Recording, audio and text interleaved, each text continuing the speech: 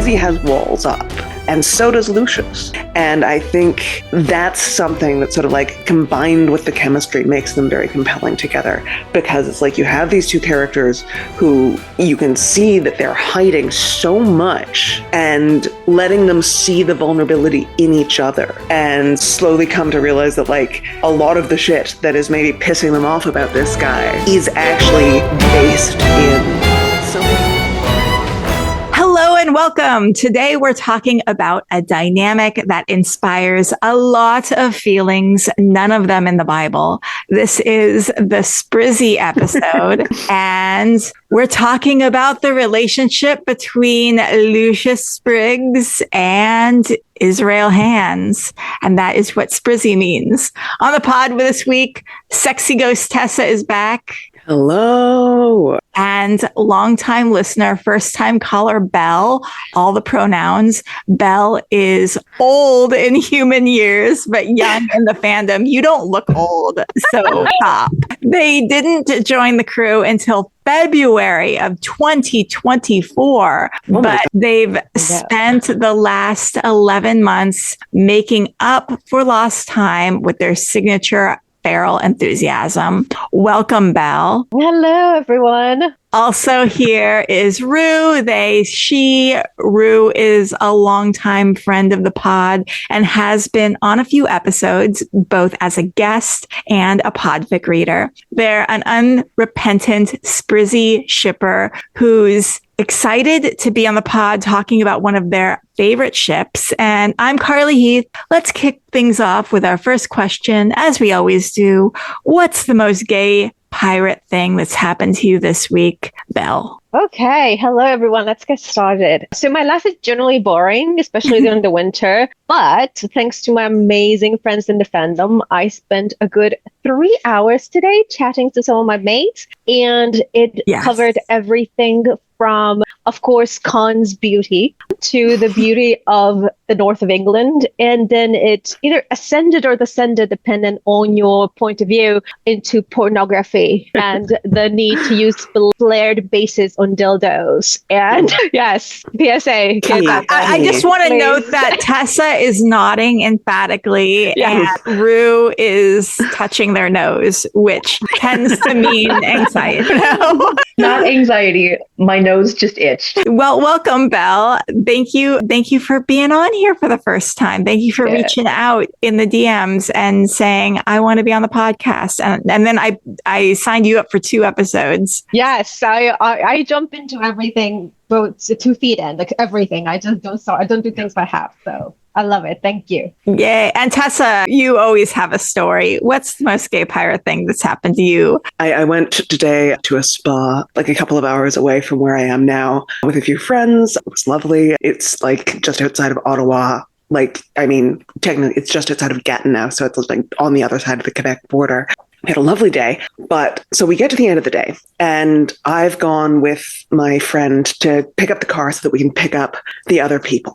And so we drive around, like there's a little spot where we can like pull off to the shoulder and be a little bit out of the way and people can come down and meet us. And she's like, okay, I'll be right back. I'm going to go up and find them. And so she gets out and she like, it's her car. And so she's gone and I'm just sitting there listening to some music. And a couple minutes later, there's a man. He fully had so much room to get around this fucking car. But instead, he stops right behind us and starts just honking his horn over and over and over again. And I'm finally, I'm like, you know what? I'm gonna move this car. And here's the thing.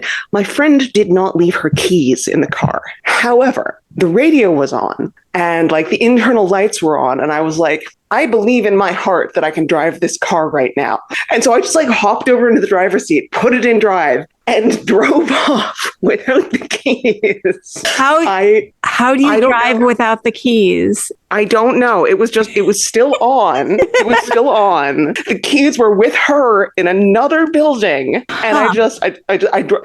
And like not a short distance either, because like I had to go around because like I wanted to just go back into the parking lot, but it was like a no entry. like coming down this like little hill. And so I was like, fuck. And so I had to go all the way down. I had to cross the highway, get into another parking lot, turn around and like wait for all of the traffic to pass so that I could go back up to where they were and where she was standing. Like, oh my God. How did you drive my car without my keys? And I was like, I don't know, but I needed to. And so I just believed that I could. And then it happened. The power of positive thinking. Yeah, I was like, I'm just not going to question this. I'm going to put this in drive and it's going to drive. And it did. That's amazing. Also, probably a bug in the system, potentially. Yeah. You think? Just a little. Rue, what's the most gay pirate thing that's happened to you recently? So the most gay pirate thing that's happened to me recently is I went to my first pro wrestling event ever last night. Wow. And it was like a very inclusive LGBT wrestling event. So all of the, wrestlers get introduced with their pronouns and everything. Oh. And I understand wrestling now. I didn't before. I didn't get it. And now I get it. I love it. It's all drag. It's all pageantry. It's beautiful and so much fun. Camp. I had such a wonderful time. It's so camp. Oh my God. I loved it. Like, people were getting flipped out of the ring, like out into the audience, and we had to like pick up our stuff and go like in a hurry. And I mean, the wrestlers are all over the place. It was incredible and phenomenal. And I am so hoping, I'm going to have to check now because I feel like there needs to be an Our Flag Means Death AU that's just wrestlers, because I feel like so many of the personalities of the characters could just be like exploded into these like wrestling personas. And I'm all for it. Like, please welcome the new unicorn. You know what I mean? Yes. Oh my God. That's amazing. Because honestly, wrestling's not something that I've ever given any thought to, but I just realized it is all costumes. It's spectacle. It's all spectacle. Gay. It is all pageantry. Yeah. It's very homoerotic. It's very there's lots I love wrestling. Yes. Yeah.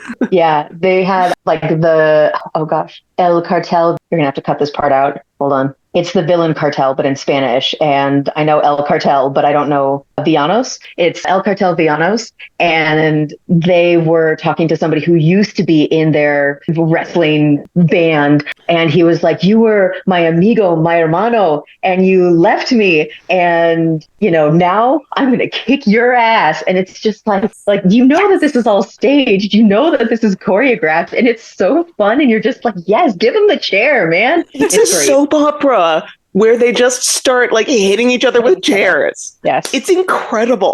It's good. It's so good. I'm such a fan now. So I didn't get it before yesterday, and now I get it. Now I love it. Storyline, ridiculous, insane, amazing. Yeah. It's wonderful. So, that's the gayest pirate thing that's happened to me recently. I love it.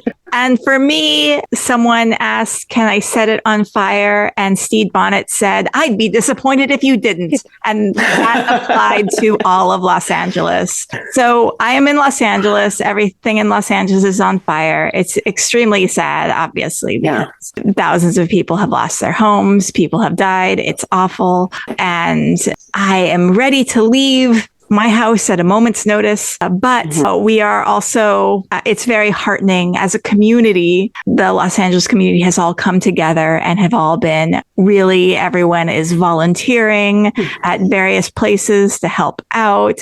Everyone is united around our Watch Duty app, which tracks the wildfires and notifications. And people are even rooting for their favorite water drop airplane. I know. I think we sent one down, but didn't it get like downed by a drone? Oh no. Yeah. We just sent like a plane down to like help. And then some asshole was flying a drone in a zone where he wasn't supposed to. And he put a fucking hole in the plane. Jeez. That sucks. It's not the first time that's happened. Canada went and like loaned us something and we broke it, which is just the American way. Sounds about right. We are the shittiest neighbor. You guys gave us an airplane. God. Yeah. Plus, they keep saying that they're going to invade us now. Like, okay, we're just up here minding our own business. I did see a lot of that on threads for people saying, Canadians, you want want to be Americans and going, no, we do not. We do not.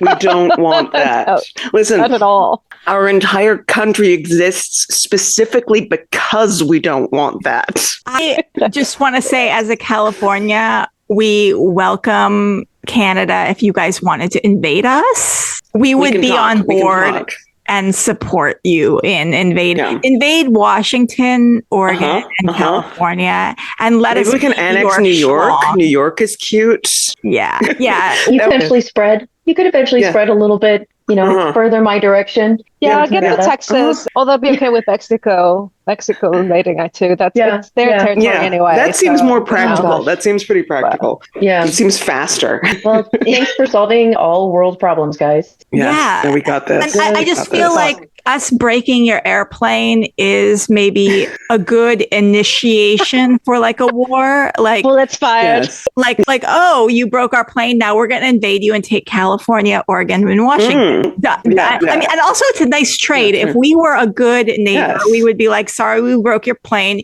Here's California, Oregon, and Washington. Yes. I think that's more than fair. I think that is more than fair. Yeah. Okay, let's talk about Sprizzy. What do we love about Sprizzy, Lucius Spriggs, and Israel Hands together sexually? Okay. One of the interesting things about their dynamic for me is the degree to which, similar to Steed and Izzy, you have that bitch for bitch dynamic that I love. I love it. I fucking love it. But I think it's more playful. It's a lighter dynamic with the two of them.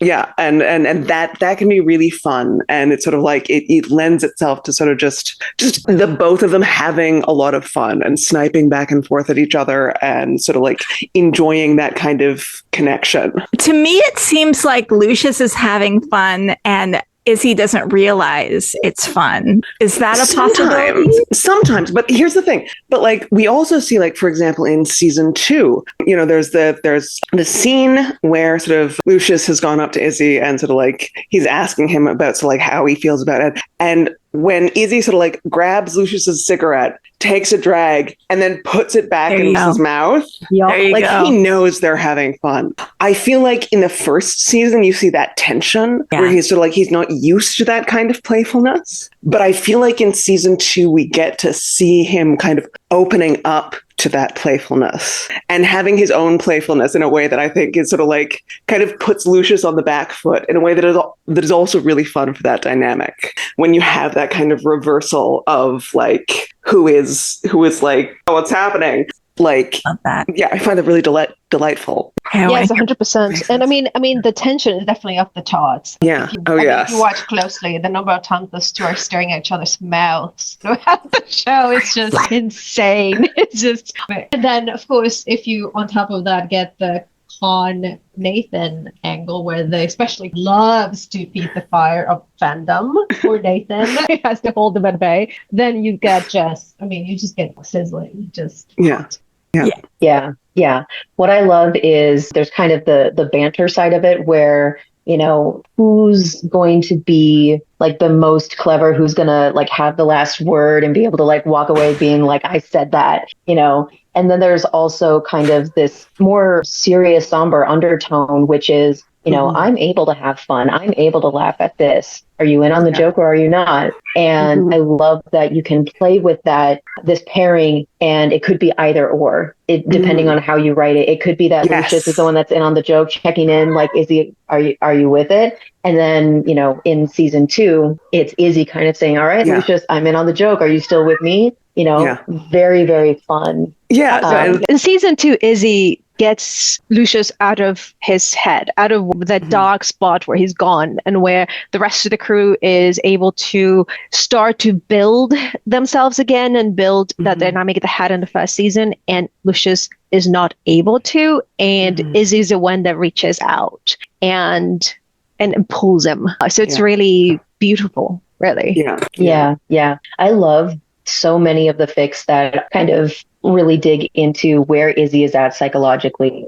He's in a place where he does not feel loved. He has not felt loved. And Lucius gets to be the one to show him what affection can look like. And sometimes it's like, I read one fic where it was all about just like the moments where Lucius just physically touches Izzy, and Izzy isn't used to touching. He's so touch starved that each and every touch is like too much almost at first. And it kind of grows from there. And I love kind of watching or reading the fics where Lucius gets to be the one to say like, babe, you could have this too. It's not just for, me and Pete, and it's not just for Ed and Steed, it's for you too. And like, those are the fics that I always end up loving the most, where Izzy kind of starts off like in that very internal, like self-hatred, and then kind of slowly learns how to be loved over the course of the fic. So much fun. I think there's also something really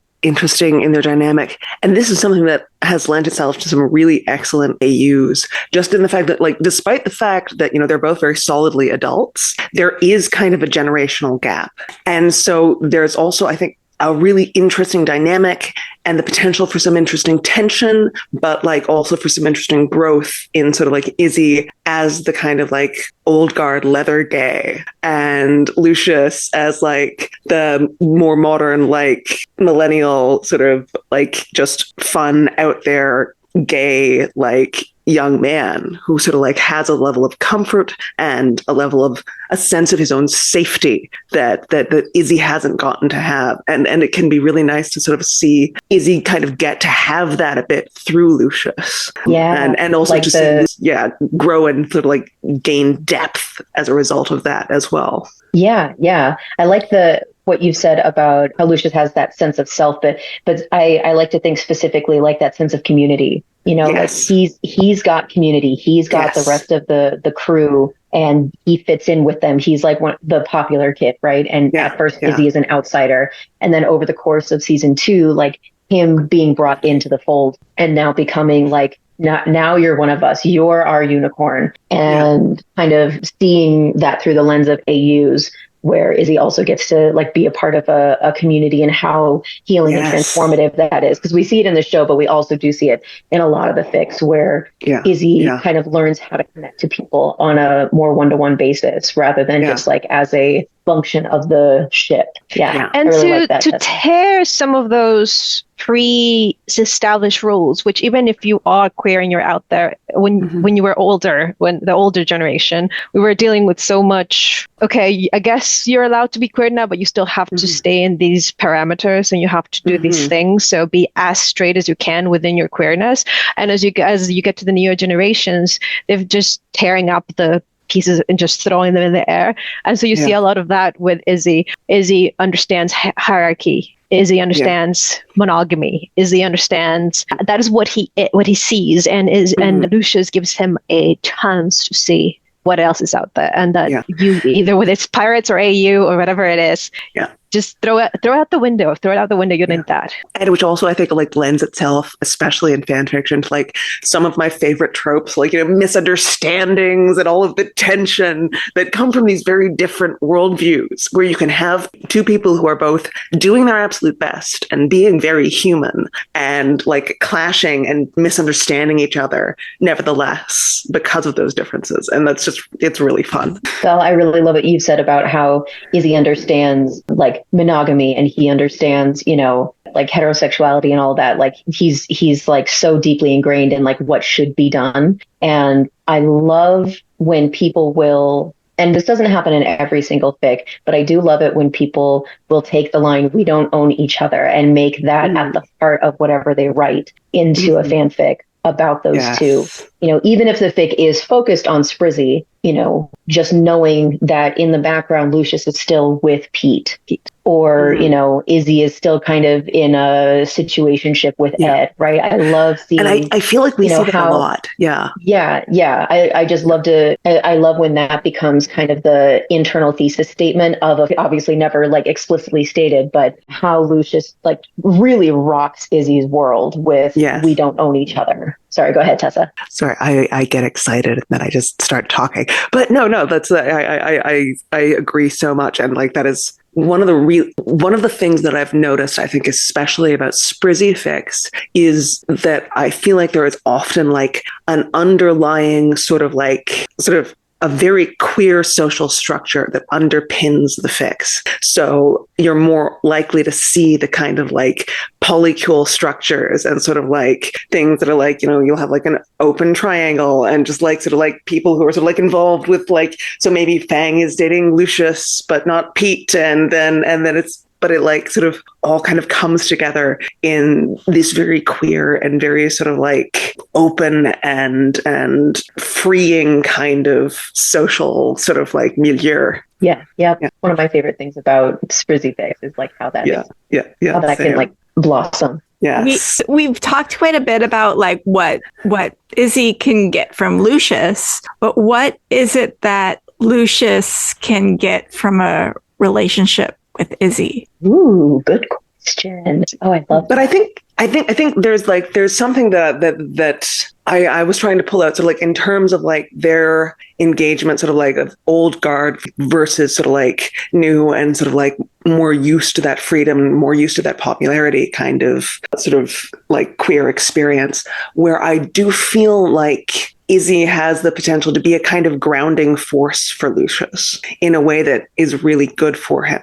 Because like, I think Lucius is one of my favorite characters, but I think he does have a tendency to be a little bit flighty and like maybe like not the most reliable. And I feel like learning things from Izzy and engaging with Izzy, he can sort of keep the ability to have fun and that kind of joy that he brings, but also sort of like be like, oh shit, no, we do actually have to work on this. We have to like fix these lines or someone will die. And learning to sort of like take seriously the things that do need to be taken seriously. And I feel like that's something that he can really get from a relationship with Izzy and something that I see him get in fics, I think, from that relationship. I mean, I feel like in the fics that I've read, the common thread is that Lucius likes thawing the ice that is Izzy. He really likes trying to see what's underneath. I don't necessarily, I think that what Lucius brings to Izzy is a lot of, a lot of those external things like the community and stuff like that, and the ideas of non-monogamy.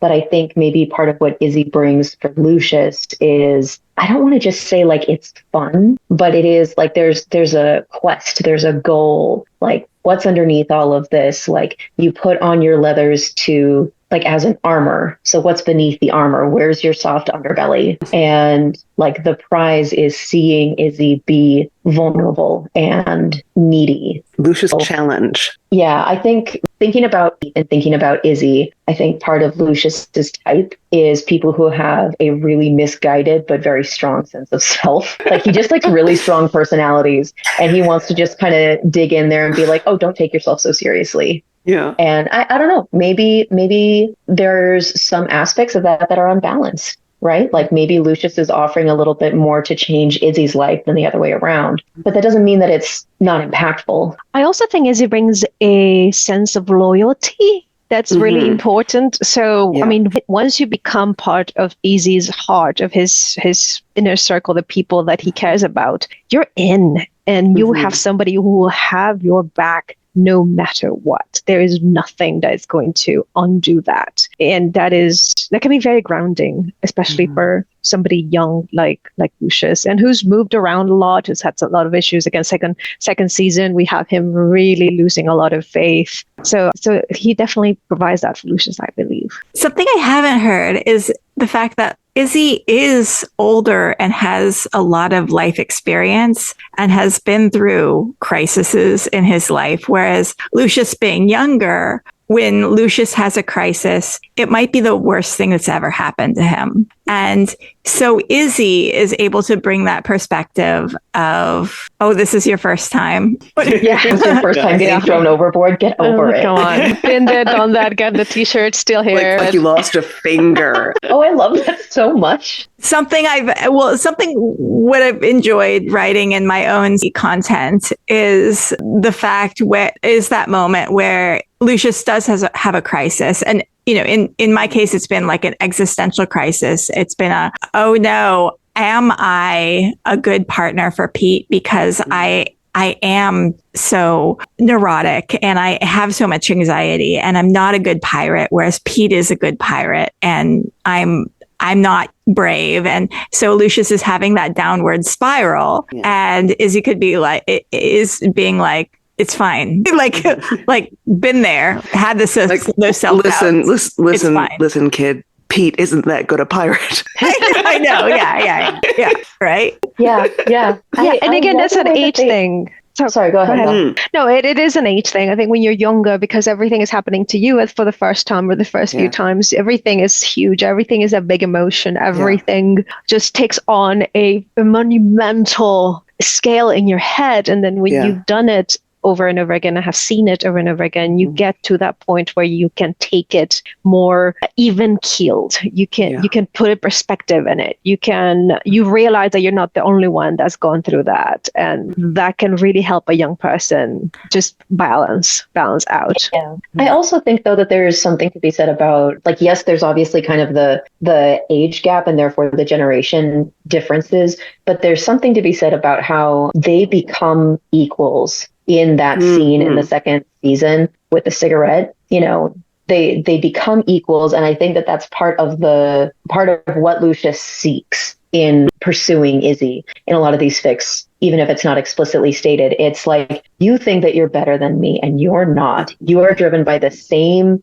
desires and the same like fears as anyone else. We are just the same. And like watching the two of them become like actual like crewmates and become equals is always very, very fun. I think there's something really interesting too, because I feel like they both have like defenses up. The way that Lucius uses humor is sort of like very similar to the way that, Izzy has walls up, and so does Lucius. And I think that's something that sort of like combined with the chemistry makes them very compelling together, because it's like you have these two characters who you can see that they're hiding so much and letting them see the vulnerability in each other and sort of like slowly come to realize that like a lot of the shit that is maybe pissing them off about this guy is actually based in something that like they can relate to and sympathize with and empathize with. And that can be sort of like a really beautiful space to build that as well. So what are our favorite C moments from the show? I mean, like indirect kiss. That fucking cigarette is so good. It's so good. Yes, it is so sexy. I'm like, yes, put that cigarette in his mouth, please. Just God, it's so good. Yes. And of course, the very last "Have you been sketched" bit, that whole little sequence where, I mean, they are just, and there's a photo out there we just had today. We just had today the photo where there's a behind the scenes kind of cut where Con and Nathan are much closer than you see them in the actual, and you go, this is now canon in my head. I don't care. There's a photo of it. And wait, did this photo just drop today? Or has it been? Well, I've seen it. I can send it to you. Oh, okay. Yes, please do. Yes. But yeah, so it must have been something caught where he's actually, Con is holding Lucius by the hair. Ooh, their faces are really close. I think that may have been an alternate take. Yes.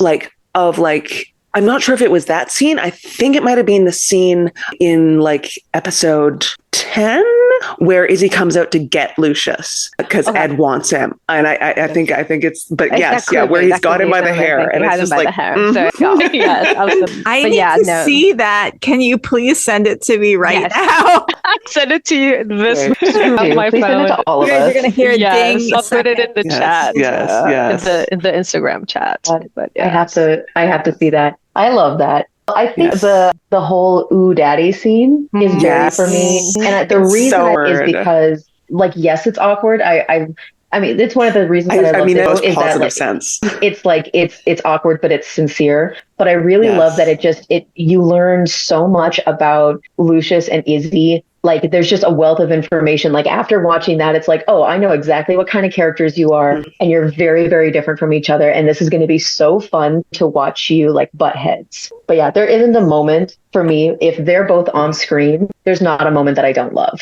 Yes. Yeah. Yes, those two are incredible together. Yeah. They also do a lot of, by the way, fan photos together at cons, and it's a fantastic thing. They're so cute together. Right? Wow. And it's actually really funny when Con and Nathan together, it's almost like the reverse. And Yes. Nathan is constantly being like, Con, you need to calm down. You need to chill. We can't be doing this. Right? I think Rue just got the photo. Yeah, so My jaw's on the floor. all of I've us are never looking seen at this. the photo that Belle was talking about. It's I in white print that. photo. I put it by my I bed. did a print of this. Oh my God. They're like nose to nose, looking like he's in pain, and Izzy's grabbing him And by the looking hair, at but him it's like looking like lower very than his eyes. intensely. I'm having a moment here, guys. Yes. This is hurt. Yes. Okay, but which again, another beautiful thing about their dynamic is that like you could equally well like swap their positions in the photo, and I would also be like, yes, 100%. Well, I have a question for you guys.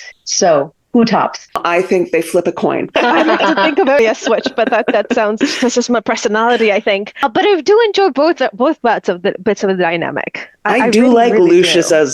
as I do like Lucius topping. I think it's really cute, and I think it sometimes subverts expectations, but in a way that works so well with the way Izzy's character reads. And okay, Lucius is giving top energy to me. Like I'm not getting top from Black Pete. Yeah, Fang maybe, but like I feel like Fang is a switch for me. Same. But like I could see Lucius sort of like, I think he does bottom, but I wouldn't be surprised if he like more often tops. Well, and I'm thinking 100% power bottom. Like, yes. Yeah. He's writing. Charlie, what do you think? Yeah. Like everything that you've said, I think, like write it all, you guys. This is the thing, because like every time I talk about one of these dynamics, I can like in my head I'm coming up with like a counter example of a fic that I love that like does the opposite thing, and I'm like, oh no, but that's great too. Shit. Yeah. Which is I why feel like people in all the overall- positions. Yeah. Well, I mean, like They flip a coin. not necessarily the physical positions, but like Yes. who's saying like this? The energy, who's like energy, exactly. more like who is dominant, who is like more submissive. Even if it's But not again, necessarily using those like kink dynamics. Yeah. But again, I feel like they both have the capacity to do that really convincingly. And then the next scene to do the exact opposite and also have it work. And I think that's like a really unusual dynamic in a ship. What I like to think is when they're out on the boat, when it's just like business as usual, batten down the hatches or whatever, right? Trim the sail, Izzy's on top. Like Izzy like tells everybody what to do, up to and including Lucius. And then as soon as they're in private, Lucius is like, all right, now it's my turn. Like that's what And I think it's also like Izzy is exhausted. Yes. That man is tired. He doesn't want to top. He's essentially He wants to, like, tired. lie. Tell me what Yes. to do. I am tired of making decisions. Yes, Yeah. exactly. Yeah. He has been making every single decision for Ed for like the past 30 years. Yeah. He is over it. Okay, I love that. So And like Ed Izzy for me is like so bottom for bottom. So it's like, yeah. wow, that we could do a whole episode on that statement that you just made there. Listen, I'm bringing you facts, America. You also owe me an Ed Izzy episode sometime soon. A second Ed Izzy episodes that Ringa's kept on talking about. Yes. Sidetracked. I'm very into it. Yes. Where do we want to see the speed dynamic go in season 3? And All the way to the top, baby. what scenes would you like to see between these two? Oh God. I Okay. mean, obviously, anything where Izzy is alive would be amazing. But you know what? I could also see Lucius be the one that ends up being haunted by Izzy's ghost. That could be cute. Or what if Lucius is hiding Izzy? What if he didn't actually die? And Lucius just like hid him in his room and was like, here's a corpse. And now like Izzy is like hanging out in there. And Izzy has to going stay to there stir for crazy. some reason. Yeah. So like they're keeping it secret that he's there. Maybe he's sort of like he just needs a break. He was not in a good mental space. Or they're Like- trying to like they explicitly want the British to think that they killed Israel Hams. Yes. Yeah, exactly. like that. Exactly. And so he's hiding in Izzy's room, but going absolutely stir crazy because like he can't do nothing. I they would bicker so. Imagine Izzy and Lucius, like there was just one bed and they're both being bitches about it. I love that. I think one of the scenes that I would love to see in season 3 is kind of similar to what we've seen in David Jenkins' fanfic over on Blue Sky the last couple of weeks, where, you know, Izzy is kind of showing up as a ghost and is kind of talking to Ed, and Ed like hears it very clearly. I would love to see something like that too, where Lucius is experiencing moments where it feels like Izzy is like giving advice or like being kind of a bitch, like to him as a way of like continuing to have a presence beyond the grave. You know, I oddly, in the episode where Izzy dies,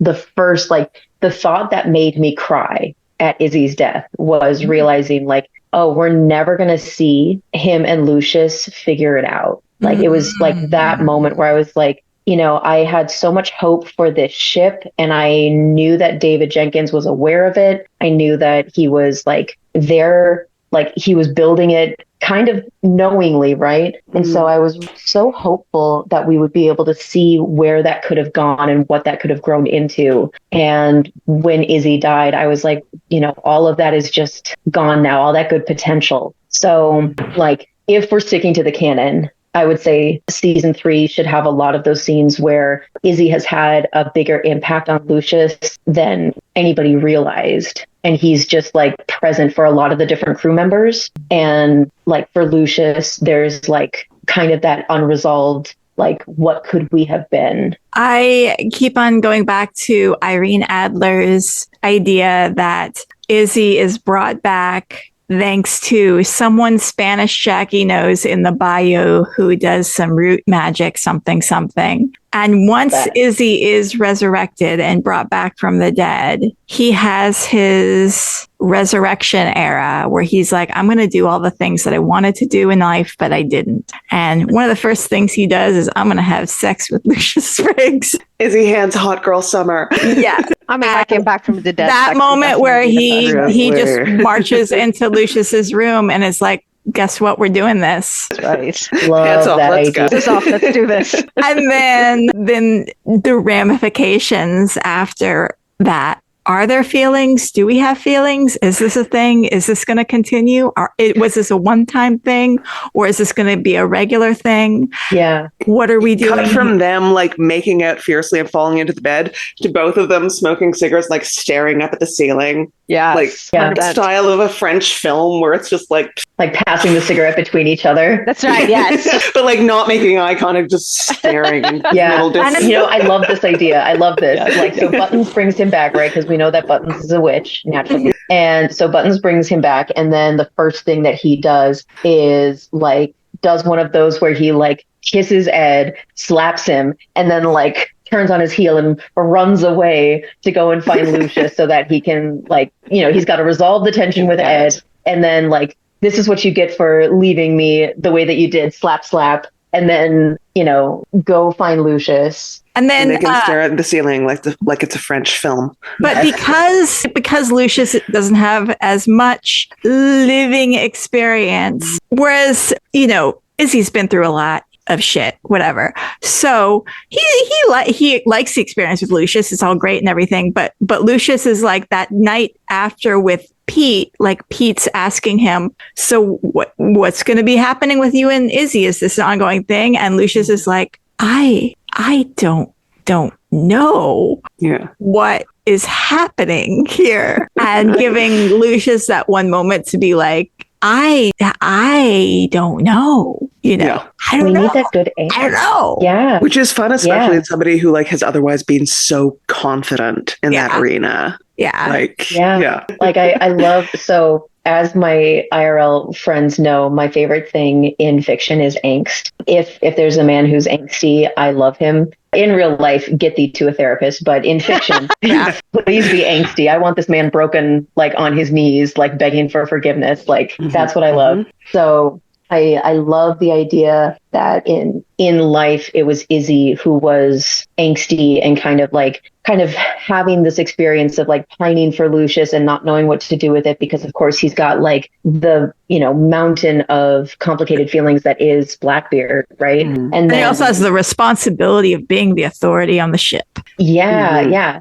And then, you know, when Buttons brings him back, it is just kind of like, I'm going to do the things that I wanted to do, and that's going to start with Lucius. Like, get over here, kid. And then Lucius get over here, kid. I love that. That's the title of the fic right here. Yeah. So boy, my cabin now. I could see him doing that, and then immediately turn around and being like, please tell me what you want me to do. But I love the idea that then Lucius gets to kind of figure out, you know, in real time, like, what was that? Was this a one-time thing? Was this kind of, you know, release of all of the pre-death tension that we had? Is he even going to be alive forever now? Like, we don't know. And like, I'm dreaming of this fic. It's beautiful. I want it. Give me that good angst. Fuck yeah. I love angst. I love Me angst. too. Okay.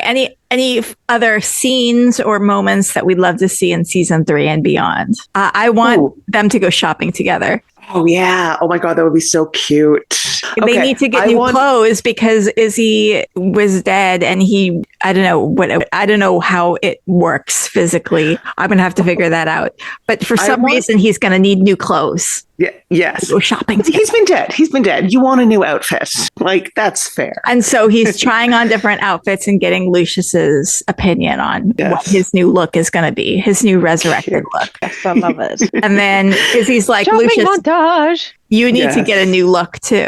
Oh God, yeah. So we could have him trying on all of the outfits and like ridiculous outfits, like a full montage of him, like a full steed get up, and he's just like. And then at one point he's in Lucius's like season 1 outfit. So like, and it's like, no, absolutely not. I love everything about this. He needs his new uniform because he's not going to be in leathers anymore. Oh, I love this. This is amazing. I really need Lucius explaining in great detail the extremely complex dynamics of his polycule, and Izzy just being baffled. Does he do a diagram? Yes. Yeah, no, exactly. It's like, it fully looks like it's the meme.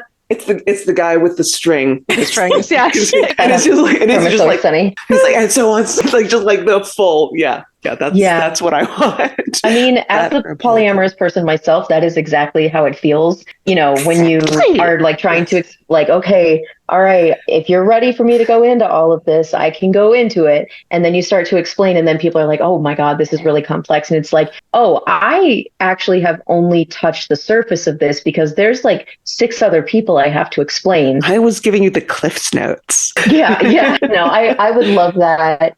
And especially because, like, over time, what could happen is, like, the first time that Izzy gets exposed to all of this, he's super overwhelmed and he's like, this is too complicated, you know, and then he's like, just fuck off, and then leaves. And then over time, he starts to experience, like, what the nuances of these different relationships actually looks like. Yeah. And then kind of gets the buy-in for, like, what Lucius is actually about. Yeah.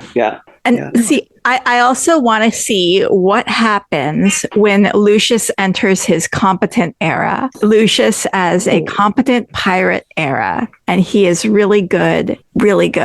And he does all the things. He can shoot. He can sword fight really well. He has killed a man and he's okay with it. And he has taken treasure. And then how the dynamic between Lucius and Izzy adjusts with that new. Harley, you're so good. That's amazing. I love everything about this. What do we picture? What? Anyway, I'm giving you a launching pad to throw me images that come into your head. There's a scene where even at one point Lucius rescues Izzy. Does that happen?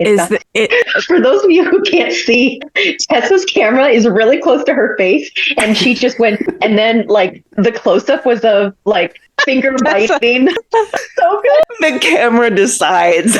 Oh my God. It just does things. I have no explanation. But I'm sorry, Carly. I didn't mean to interrupt. loved you. It was just like it all changed on my Zoom. Oh, anyway. I mean, we are recording this, so like you can probably take the. Yeah, you can remove that if you want. It was just really funny. No, it was good. And I just continuing the stream of thought since it's in my head. And there is a moment where competent pirate era Lucius gets injured and is nursed by Izzy. And Izzy has a moment of, Lucius is as good of a pirate as he's going to get. Does Izzy want Lucius to continue this life, knowing that competent pirates get killed all the time? Yeah. And Lucius got real hurt there for a moment. We love a good nursing back to health fic with I think internal. there's also something like really beautiful in Izzy seeing these things and not wanting these things for Lucius, and in realizing that he doesn't want Lucius to have these experiences, realizing that he didn't deserve to have them either. Making a long noise approval here. Yes. Yeah. And that sort of like learning like, oh, this I didn't deserve any of that. I was also fine the way I was. I didn't have to have these horrible experiences in order to be like a good person, in order to be strong, in order to like do the things that I want to do. In order to just to break live. the cycle. Yeah. Yes, exactly. We can finally realizes that he doesn't need to torture the next generation, because that's not the way to do it. That you protect the next generation so they can grow better. And it also I think like it opens him up to be like kinder to himself as well, because I feel like he is a person, he's hard on other people, but I think he is first and foremost hard on himself. He has these incredibly high expectations for everything that he does to a degree that is just kind of like harmful to him.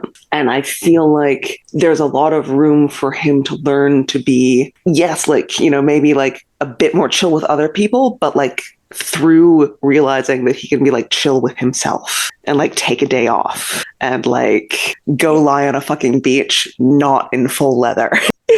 I love it. I love that too. What type of moments do we love to see in Sprizzy fics? so, I mean, my one of my favorite things, of course, is the moment when Lucius teaches Izzy that things can be fun in bed, that things can be gentle, that pain doesn't need to be part of the dynamic, unless you want it to be, of course, for those of us that like it. That moment where Lucius teaches Izzy what it's like to actually be in a loving, good relationship. On the complete opposite end, I love the ones with the surprising Izzy slut trope, where Lucius goes, I'm going to approach this animal very gently because I don't want to scare him. And Izzy just goes, bring it. I just love everything. I love that. Yes. Those are both really good, Bel. Yeah. I do love a good brat Lucius. Yes. Yeah. No, he makes a very good brat. Yeah. And Izzy, like, can be both so charmed and so annoyed at the same time. It's just a very cute dynamic.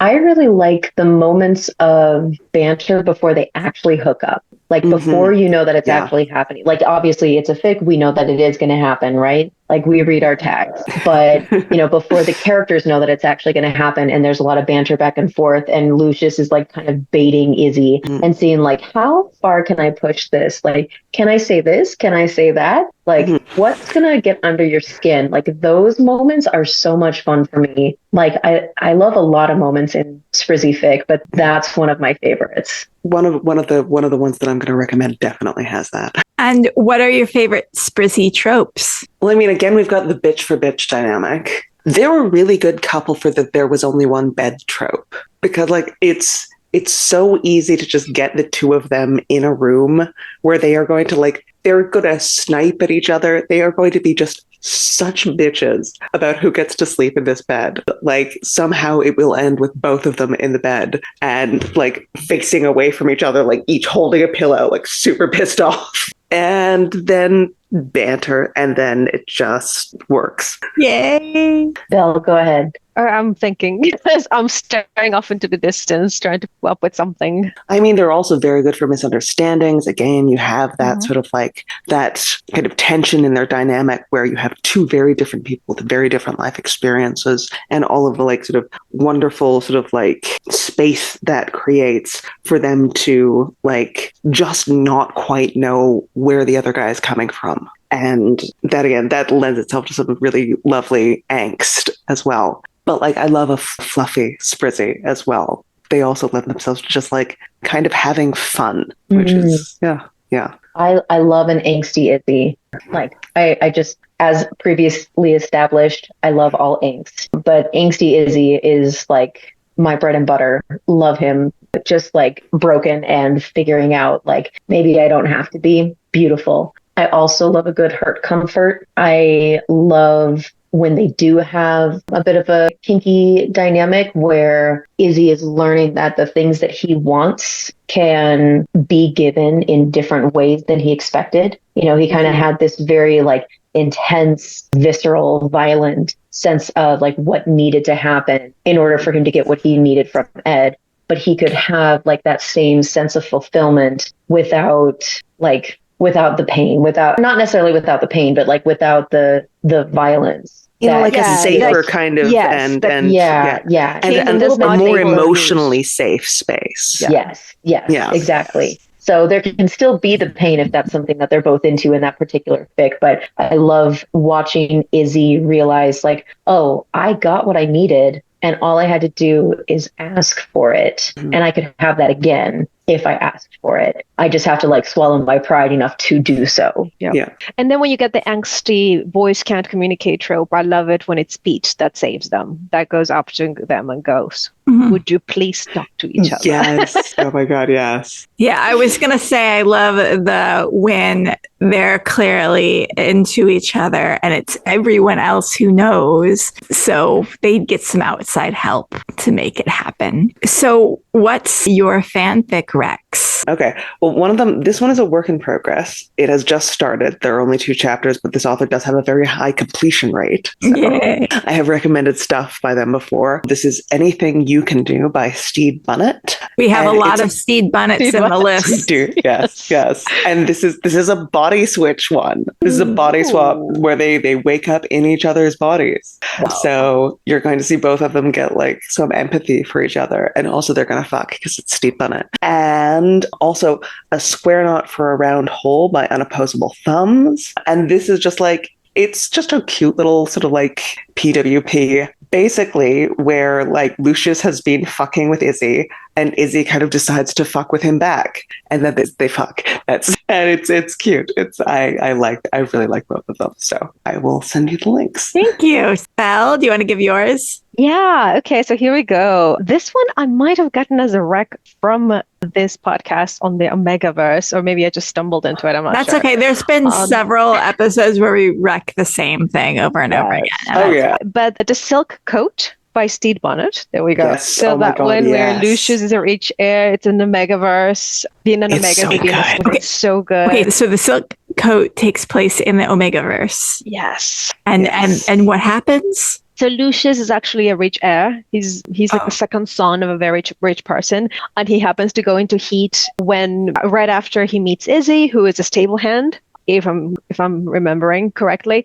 And but being an Omega in this particular version is just, tantamount to being a slave, and nobody wants to have an Omega in their family. His dad is actually thinking of selling him to Ricky Vaines as kind of a curiosity, and Izzy upturns his life to save him. And there's a bit of a twist a little later on when they get together. It's still very good.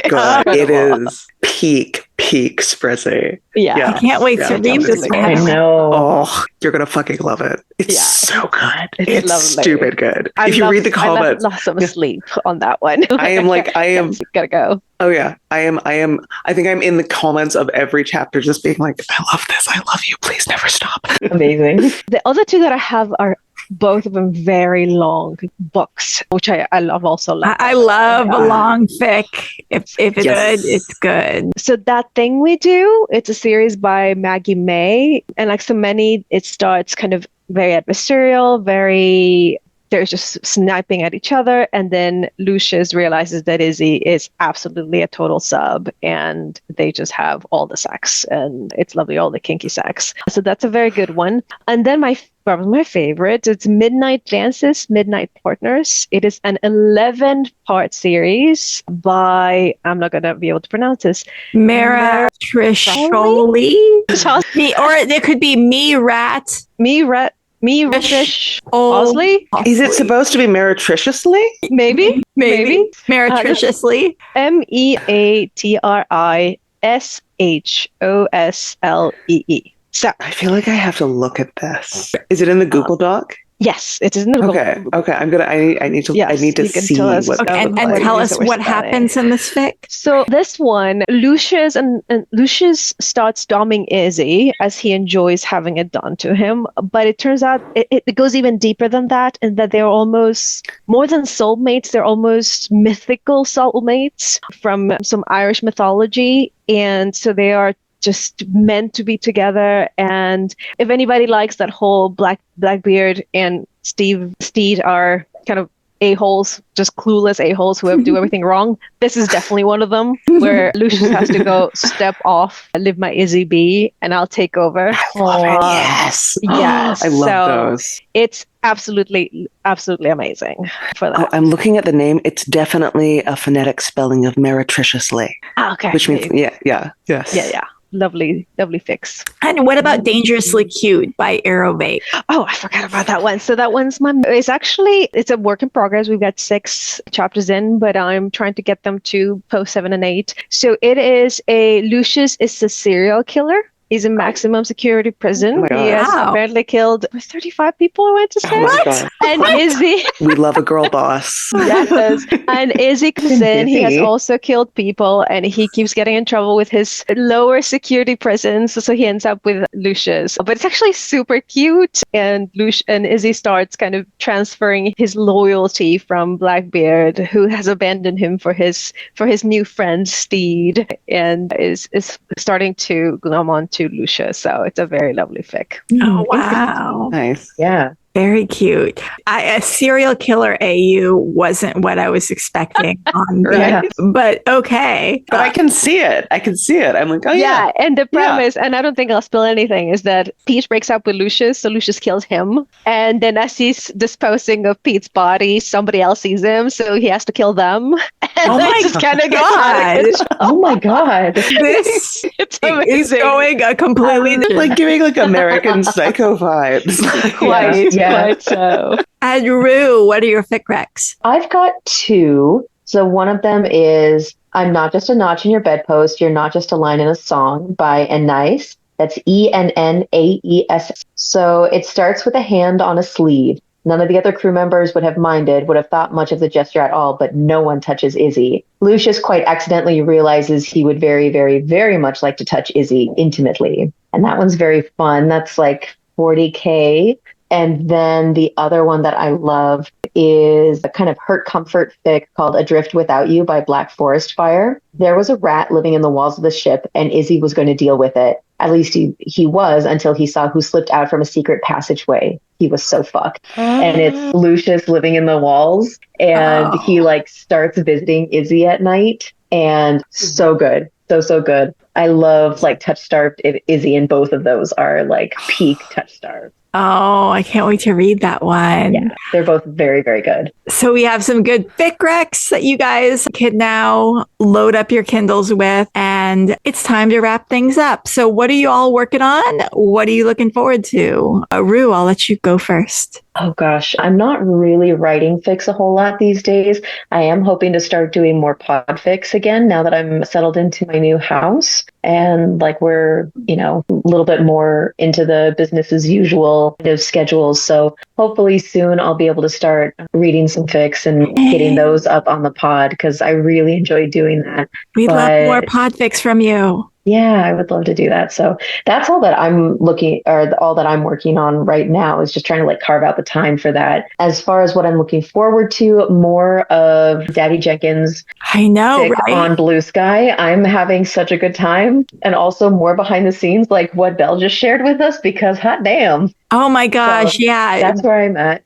David. And I'm like multi-shipping a little bit. Like I'm really enjoying Arcane. There's some like fun ships over there that I'm enjoying too. But this is my once and future fandom forever. Beautiful. And Belle, what about you? What are you working on? What are you looking forward to? Okay, well, what I'm working on specifically now is I am going on every con site that I can get my hands on and requesting the crew. I need them. I Thank need you. those dates. I need them to come places. And I can be very OCD, so I can sit there for 25 minutes straight and just put in their names in 67 different websites. So good for you. Bless you. I hope that works because the fact that I haven't seen any con announcements is just driving me other crazy. I'm not gonna lie. And then I finished my first podfic, which I sent over, and I had so much fun. It was so great that I want to do it. I want to do it some more. I'm gonna schedule time. I'm gonna do it. I had a blast, and I happened to look through some of my bookmarks, and there's some people who welcome podfics, and I am very excited about that. So, oh my God, yeah, you sent that to me on January 5th. Things got a little crazy. I didn't reply back, but I'm very, very excited. You're literally on fire. It's fun. I am so excited for everyone who sent in podfics. I look forward to having a podfic episode up very soon. And Tessa, what are you looking forward to? What are you working on? I am working on some Garrick Bashir Deep Space Nine fic because I'm still on my never-ending Garashir kick. I'm also working on having blood, and I'm looking forward to, at some point in the future, maybe having some fucking blood. Gosh, So that makes you sound like a vampire. Yeah. This episode has really ignited my storytelling brain, and I just really want to write some fics now.